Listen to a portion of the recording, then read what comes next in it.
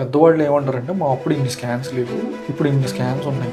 దేనికి అని చెప్పేసి అడుగుతూ ఉంటారు. అసలు దేనికి మ్యామ్ ఇన్ని స్కాన్లు అసలు? ఎందుకు ఇన్ని స్కాన్స్ అంటే, ప్రెగ్నెన్సీ చైల్డ్ బర్త్ విషయానికి వస్తే ఒకప్పుడు లాగా ఇప్పుడు లేదు. అంటే మన గ్రాండ్ పేరెంట్స్ని తీసుకుంటే ఈజీగా ఫ్యామిలీలో మినిమం 5 మెంబర్స్, మాక్సిమం ఒక 10 మెంబర్స్ పిల్లలు ఉండేవాళ్ళు. అండ్ నేను చాలా సార్లు అడుగుతా ఉంటే ఎవరైనా పెద్దవాళ్ళని, బేబీ పుట్టినప్పుడు చనిపోయింది, ఒక బేబీ పుట్టక ముందే చనిపోయింది, లేదంటే ఒక 2 అబోర్షన్లు అయిపోయాయి, అలా ఈజీగా చెప్తా ఉంటారు. బట్ ఇప్పుడు అలా లేదు పరిస్థితి. ఇప్పుడు అందరూ 1 మాక్సిమం 2. సో ఇప్పుడు చూస్తే మనకి ప్రతి ప్రెగ్నెన్సీ ప్రీషియస్. అసలు ప్రెగ్నెన్సీలో ఏమైనా ప్రాబ్లం ఉందా అని ఐడెంటిఫై చేయడానికి ప్రాపర్ డయాగ్నోసిస్ అనేది చాలా ఇంపార్టెంట్. అందుకు మనం స్కాన్ చేయాల్సి వస్తుంది. డెఫినెట్ గా ప్రతి ప్రెగ్నెన్సీలో అయితే 10 స్కాన్స్ అవసరం లేదు. 4 స్కాన్స్ ఆర్ 5 స్కాన్స్ అనేవి రీజనబుల్ గుడ్ నెంబర్. ఇంకా మీది హై రిస్క్ ప్రెగ్నెన్సీ ఆర్ మధ్యలో మదర్కి ఏదైనా ప్రాబ్లం వచ్చింది, ఏమైనా హాస్పిటల్కి ఎమర్జెన్సీలో వచ్చారు అంటే అప్పుడు మనం డెఫినెట్గా ఎక్స్ట్రా స్కాన్స్ చేయాలి.